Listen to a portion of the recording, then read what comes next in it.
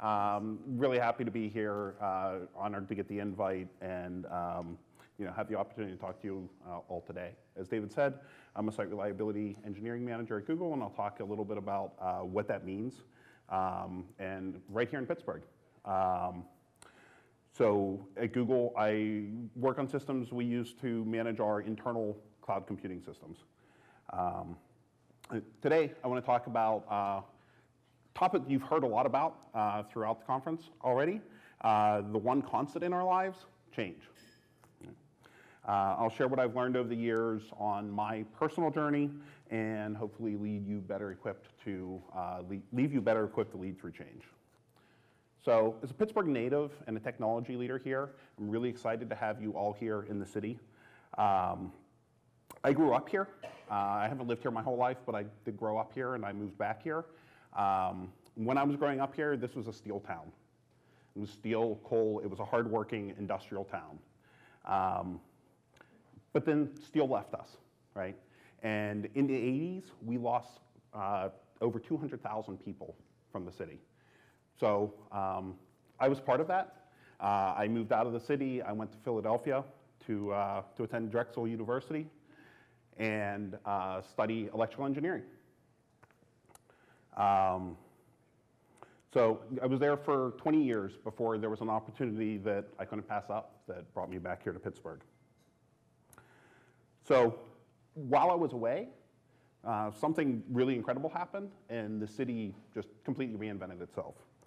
We transformed from that hardworking industrial town to the city with the highest concentration of 25 to 34-year-olds with graduate degrees in the country. They're drawn here by cutting-edge technology and healthcare industries, by world-class cultural institutions and educational institutions. Hopefully you've all got a little bit of a sampling of our great art and restaurants and things we have here in the city. And a large part of that was because of the world-class cultural or educational institutions we have here, like Carnegie Mellon. About 7% of our jobs are in the STEM field. So there's 80,000 people in the Pittsburgh area working in science, technology, engineering, and mathematics. Our per capita income is up 24% since 2000. We have 3 companies here that are developing and testing self-driving cars whose names start with the letter A. There's 5 altogether. Really like leading the transportation revolution worldwide. Perhaps the best evidence of the titanic shift in the city is that the tallest building in the city was once the U.S. Steel Building. It's now the headquarters of the University of Pittsburgh Medical Center, which is cutting-edge medical institution and leading the field in transplant and biotechnology. Just down the road, we have the National Robotics Engineering Center. Fittingly, it's in a renovated 100-year-old foundry building, right? And you'll see that a lot here, including my company. Google's across the city in what used to be a Nabisco factory, an old bakery. In fact, it's called Bakery Square, right? So the future is really being invented right here, and I'm really excited to be here. So I'll talk a little bit about how we made that change in little more than a decade. But before I do, I'd like to talk a little bit more about a topic that's even more dear to my heart, me. So while Pittsburgh was transforming itself, I was across the state trying to invent myself. As a Gen Xer, I knew from a very young age what I wanted to be when I grew up. A dashing starship pilot flying across the galaxy, right? Unfortunately, there weren't any programs in applied interstellar commerce. And the closest thing that was available, aviation, which is still a passion of mine, wasn't exactly a great industry to get into in the late 80s and the early 90s. So I fell back on another love, technology and computers.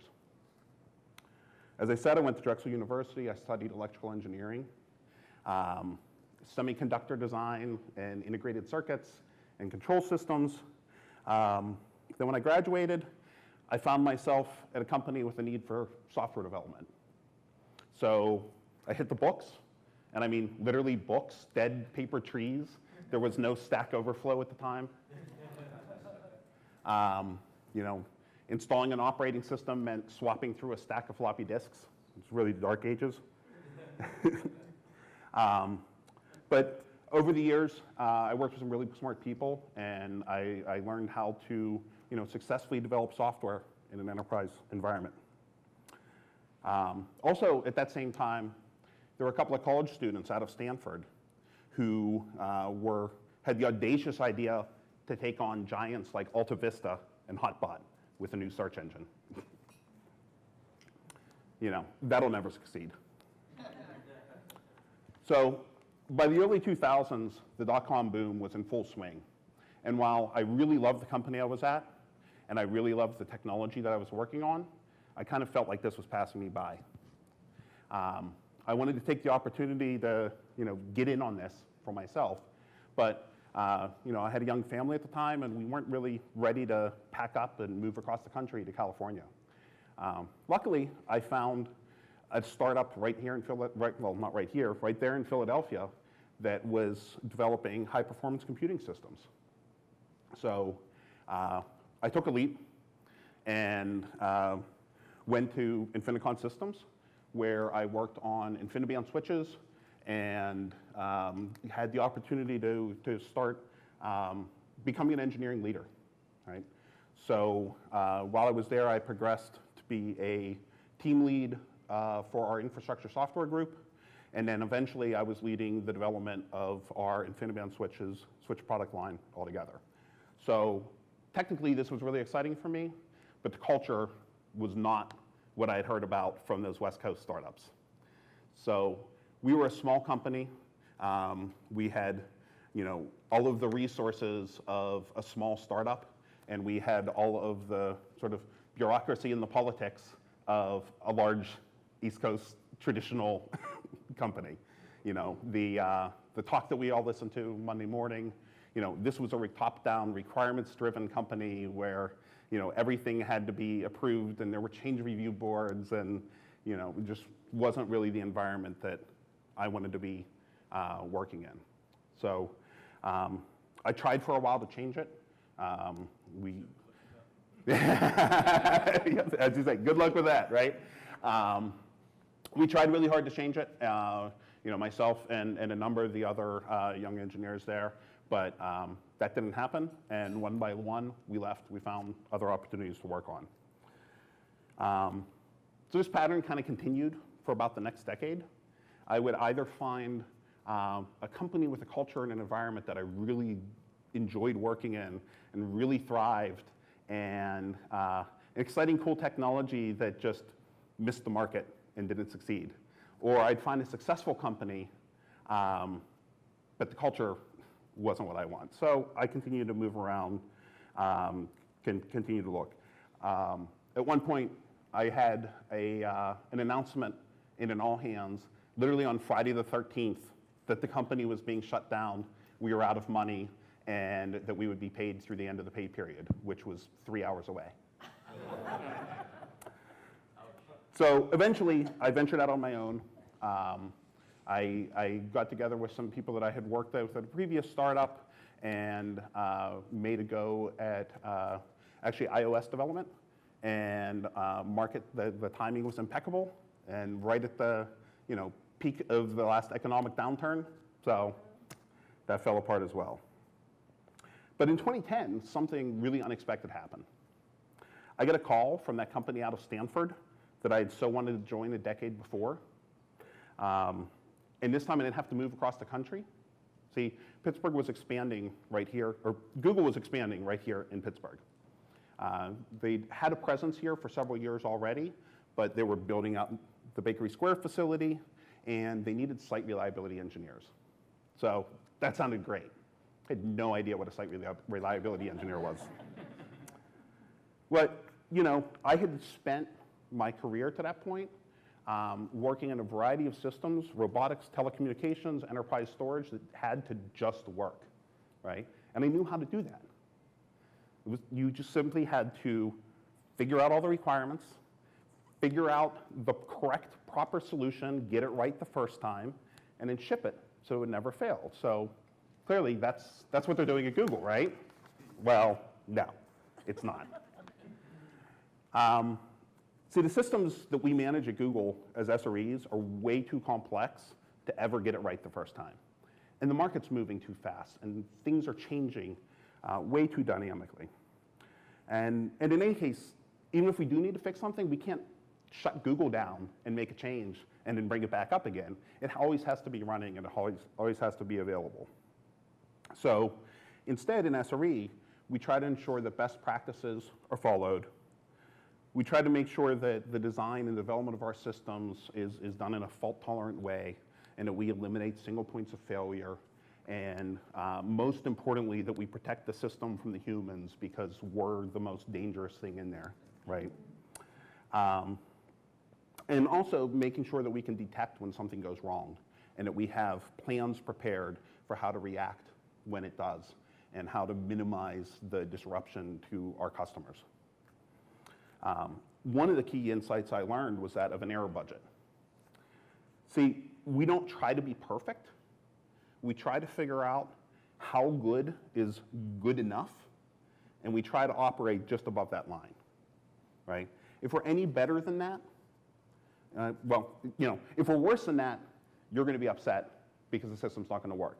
But if we're better than that, we're spending too much somewhere. Either we're spending too much human attention on the system, we're spending too much in the resources to run the system, or we're missing opportunities to make changes and make improvements and really push the product forward. So, you know, we set this target, we call it our SLO, our service level objective, right? And we do that based on customer expectations, we do that based on what'll keep you happy. And then when the system performance is low, then, you know, we work with the engineering teams, the development teams, we slow down change, we try to stabilize the system. But when it's high, we go to our dev teams and we say, look, you're being too careful. Move faster, take more risk, be more aggressive, right? Because our job isn't saying no to change, it's figuring out how we can get to yes, right? And this is a lesson that, you know, carries forward to everything in our lives, really. We have to figure out where that line is, you know, how good is good enough, and not try to overshoot it, not aim for perfection. Instead, we want to embrace those mistakes. You know, like the previous talk said, if you're not moving forward, you're falling behind, right? We always have to keep that growth mindset and look for new opportunities. And this is true, you know, in business as well. So in 1958, the average company on the S&P 500 could expect to stay there for 61 years. By 2011, the number dropped to 18 years, and I'm sure it's gone down again since then. We must constantly be looking for new opportunities and pursuing them with urgency, and avoiding that need for over-analysis and trying to get to the perfect decision. You know, we've already talked multiple times here about, you know, countless examples of companies missing the mark and disruption coming in from the outside, right? It was Amazon that invented electronic publishing, not the book industry, right? Netflix with movies and online video streaming. Tesla, Uber, Argo disrupting the transportation industry, not the established businesses. So whether we're disrupting an entire industry or, you know, operating on a bit of a smaller scale, once we've decided to pursue a change, we need to identify decision makers and stakeholders and build support. In order to be successful, major changes need a clear tipping point, and we have to convince the overwhelming majority of our stakeholders that the status quo is unsustainable. The bigger the change, the more important that becomes, and the more commitment we need and buy-in from our stakeholders. Now, this goes both ways. When we're asked to support a change that somebody else is initiating, we have a responsibility to really analyze that and dig in if this doesn't seem right to us, understand sort of where that objection is coming from, and get down to the facts. It's not to be obstinate, but we want to make sure that we address our concerns so that we can get behind the change wholeheartedly. As we see here, every change carries some risk, right? Just like SRE evaluating potential change to a production system, we need to evaluate the risks involved, look at the current health of the organization, compare it to status quo, and adjust our approach accordingly. Now, much of this I only internalized after joining Google. Back in 2010, I got the job offer, but my family and I decided to pass on the opportunity. So I stayed put for another 3 years before I finally moved to Pittsburgh and took the job. Just like a change in a business, this wasn't my decision alone, right? I had a set of stakeholders. We made a collective decision. And when we look at it, looking back and preparing this talk, really the opportunity was fundamentally the same both times. If anything, it was a better opportunity in 2010. I would have been in earlier, and I would have had 3 more years of company growth and all of that. But it was the status quo that was different. So in 2010, my consulting business was doing really well. My daughter was going into her junior year of high school, and moving would have been a huge disruption on the family. So there was a lot of risk there. Google's compensation structure was different back then. We were very bonus heavy, so I would have been taking a big pay cut for the first year. I would have made it up at the end of the first year, but that's still 12 months that I have to support my family, right?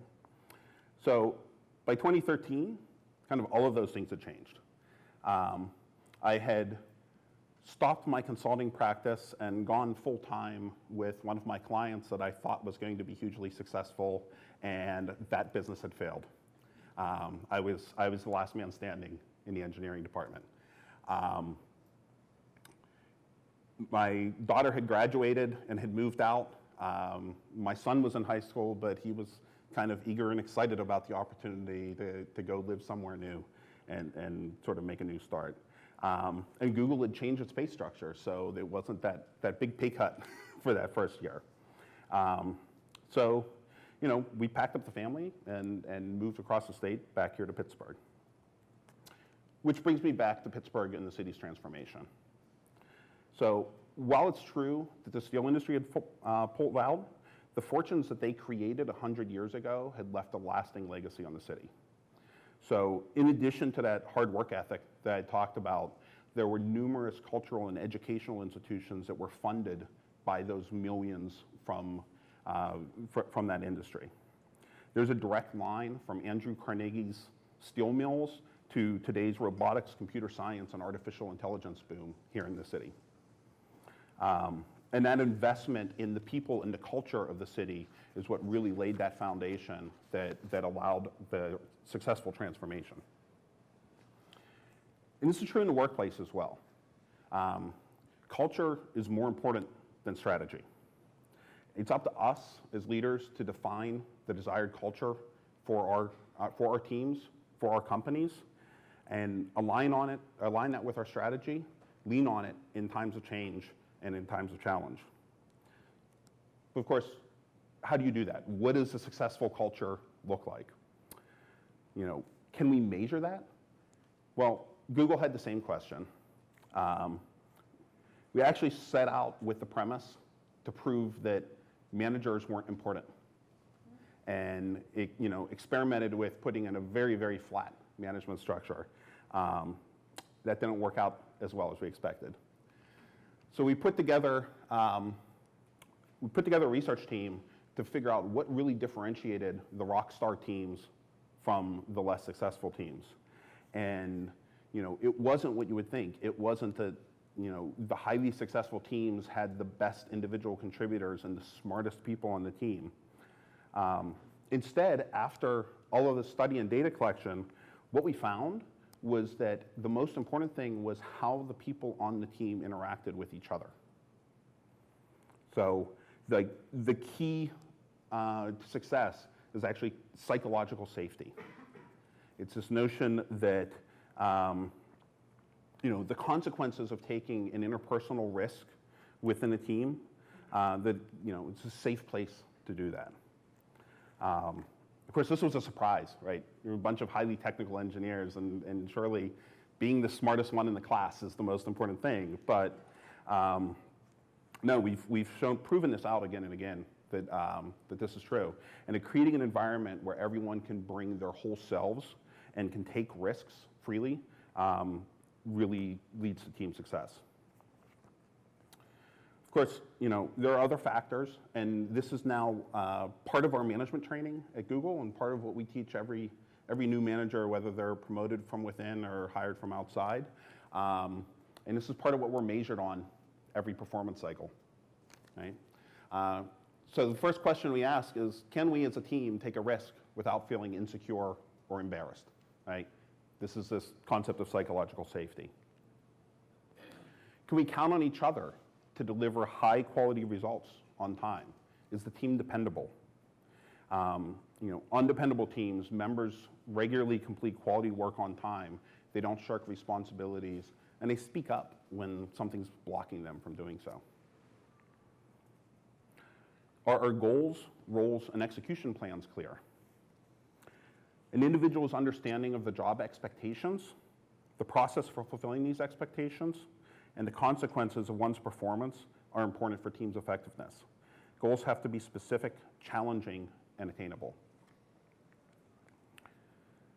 Is there personal meaning in the work that we're doing?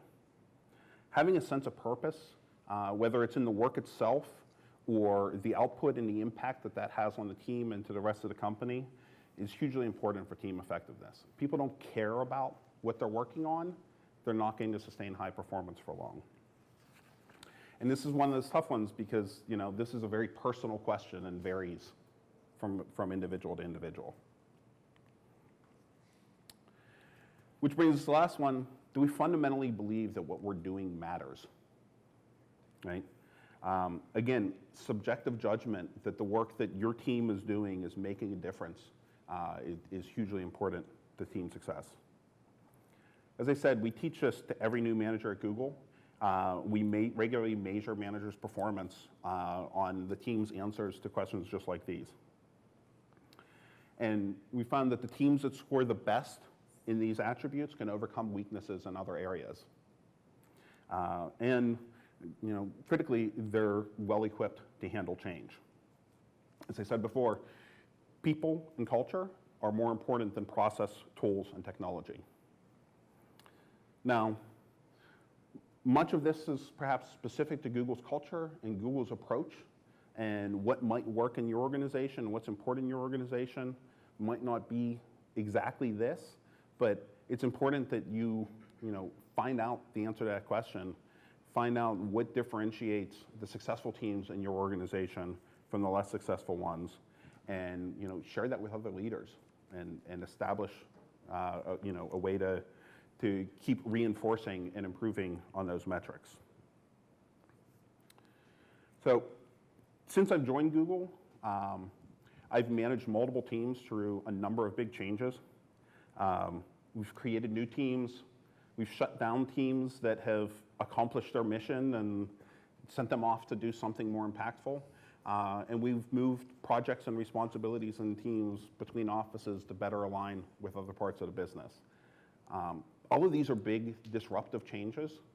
And while having a strong team culture is important, there is a sort of an intentional process we need to follow to make sure that these changes go as smoothly as possible.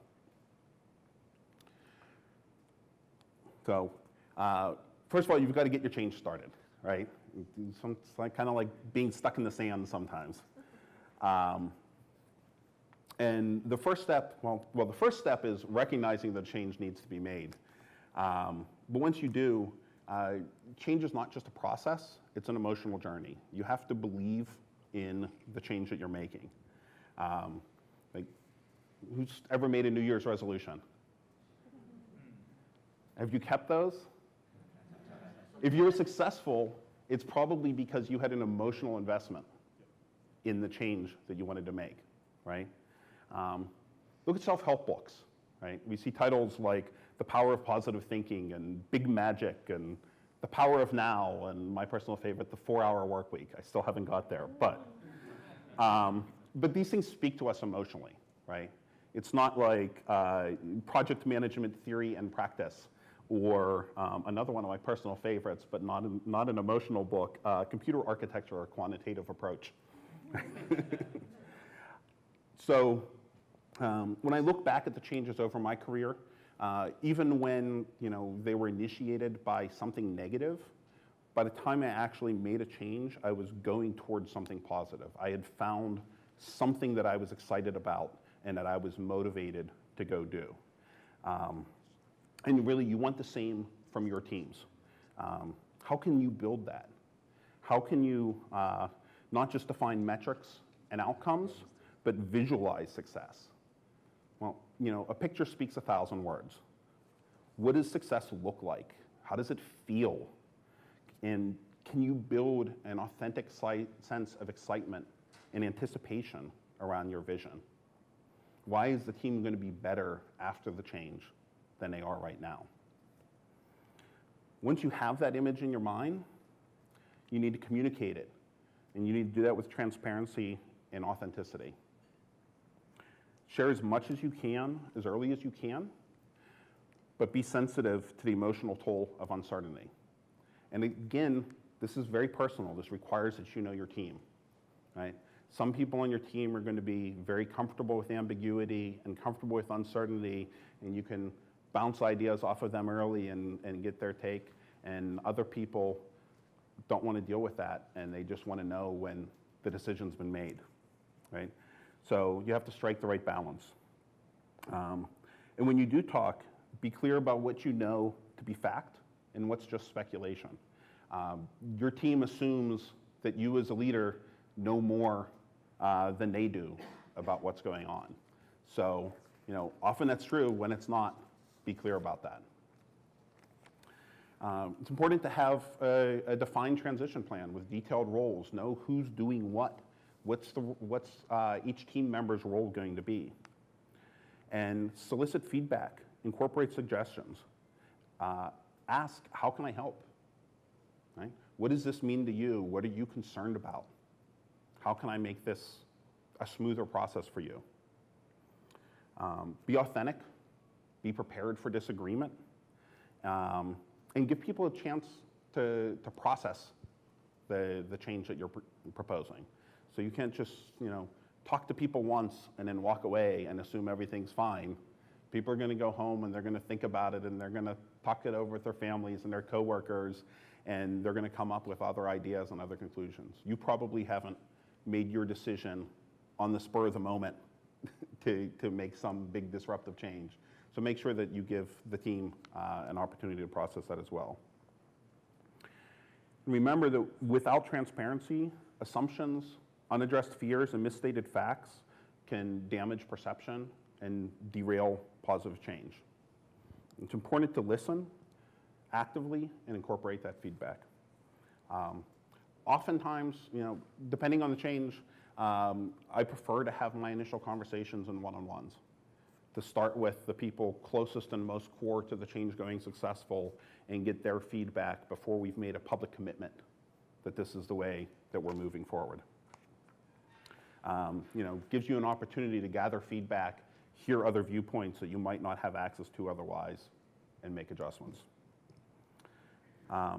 Finally, when you're communicating changes, especially disruptive changes where you're changing people's jobs, you're changing people's roles, you're asking people to do different sorts of work, it's important to spend a lot of time thinking through the communications ahead of time and getting them right the first time. My personal rule of thumb is to spend twice as much time on the comms as I think I actually need to get the message right. I remember one case where we were moving a team, which really means moving the service because the people didn't want to move, that had been in the same office for many, many years. And part of the prep for that, we had a group of leaders who sat around the table and thought through every possible question that people could come up with and figured out what are the answers and how do we address that. And it was scary, and people were upset at first, but it proved in the long run to be the right decision, both for the company and for the people whose roles were disrupted. They ended up moving on, people who had been working on one product for many, many years, moving on to better things and having bigger impact. So seeing change through to completion takes time and focused effort. It's not something you can rush. You can't just, make a mandate and walk off into the sunset and expect that the change is just going to happen behind you. So, just like any other program, any other project that you're managing, you need to identify intermediate milestones, figure out how you're going to tell if things are going well, and then check in on those things regularly. Also, continue to check in with the team members. Look for blockers and barriers to success. Give people time to adjust to their new roles, new teammates, reporting, and so on. And roll with the punches, adjust the plan. We're not trying to be perfect. This is agile, it's not waterfall, right? Even when progress seems minimal, you have to stay the course in order to push our changes through to success and be ready to make adjustments when needed. And finally, be sure to recognize great work publicly, celebrate your successes, and the things that don't go so well, deal with those in private. Now, if you search the web with your favorite search engine, Bing or whatever, you'll find that there's a number of formal models out there that you can use for change management. I can't say that I've consciously followed any of these, but they do give a useful lens to think through the process and consider an upcoming change. Perhaps one of the oldest and simplest is Lewin's three-stage model. Simply unfreeze, change, freeze, right? So first we identify that there's a need to make a change. Then we actively go through the process of making the change. And then an easy step to forget is that we need now time to establish the new normal. Just like those New Year's resolutions, because I woke up January 1st or maybe January 2nd after the hangover was over and went for a run, doesn't mean now I have an exercise plan in place, right? You have to establish that habit. There's other more complex models. This one maybe is the winner, but the 7-step process. But I like to break these down into, there's business elements here and people elements. So thinking through your change, there's structure, strategy, and systems. These are the mechanics of making the change. But the more important part, your people elements, the people's skills, their style, their staff, your staff and shared values. The one that's actually kind of the best model, though, for how we deal with day-to-day change in SRE, because remember, when we're not, outside of organizational change, our whole job as SREs is to manage change to the systems. So this Cotter's 8-step process is actually a pretty good fit for our daily work. The first step is the one that probably doesn't apply, which is create a sense of urgency. There's always a sense of urgency, right? There's always something that we need to change to improve scalability, reliability, address operational challenges. In SRE, we often work across multiple teams and multiple parts of the organization. So any effective change starts with building a coalition of leaders and experts to guide that change. We often see this when we're making, kind of large-scale changes to internal infrastructure that we need every service at Google to adopt. So this coalition forms a strategic vision and identifies initiatives that have to be undertaken to execute the change. Again, Google scale, this might mean thousands of systems changing.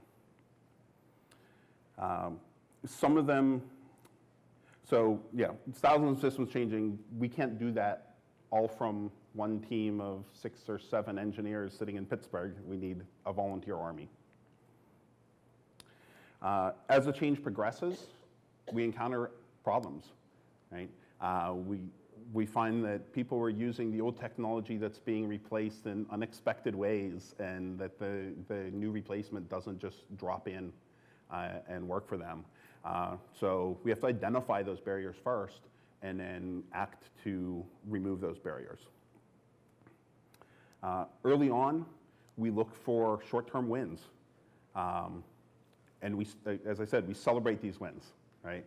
We take those small victories and build that excitement to motivate the change. And then as the process continues, we need to sustain acceleration and move from changing 2 systems at a time to 4 systems at a time to 100 at a time, and let our change spread throughout the company. And finally, as in the first of those models, we need to make that change a habit. We need to establish that this is the new normal. As we grow, as we mature as an organization, we find that things that worked for us previously don't work any longer, and we need to change norms. Even with 20 years of experience at building Google-scale systems, we're still finding ways that we've messed up and ways that we need to do things better. So we need to continuously monitor and reinforce the new normal until it becomes a habit. There's a bunch of other models out there. If you haven't seen the OReilly books, there's the Site Reliability Engineering book and the Site Reliability Workbook. This is the newer one. It has an entire chapter on change management, talks through some of the models that I used and a few others, and actually looks at a couple of changes that we've made within the company through the light of those models. You can buy it from OReilly, or you can go to google.com/SRE/books, and you can read it for free right there. So, but don't feel like you need to go to business school or memorize a 7 or 8 step process to lead through change. And don't be afraid to make a few mistakes, right? But like Eleanor Roosevelt said, learn from the mistakes of others. You can't live long enough to make them all yourself. So in closing, remember, it's our job as leaders to leave our organization in better shape than we found them. Even if we were capable of building the perfect organization to start, it wouldn't last for long in the fast-paced, dynamic world that we work in, any more than a software team can, these days, build the perfect system the first time around.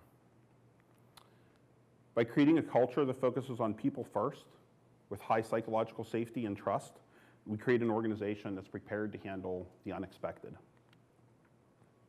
When the need for change arises, timely decisions are more important than perfect decisions.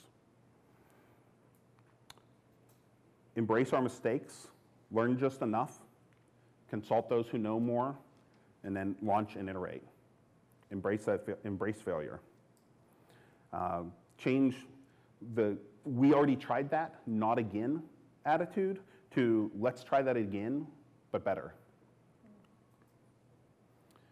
Communicate with clarity and compassion. Again, the people are more important than anything else we're doing here. Share your vision, recognize that successful change takes time and dedicated effort. Thank you.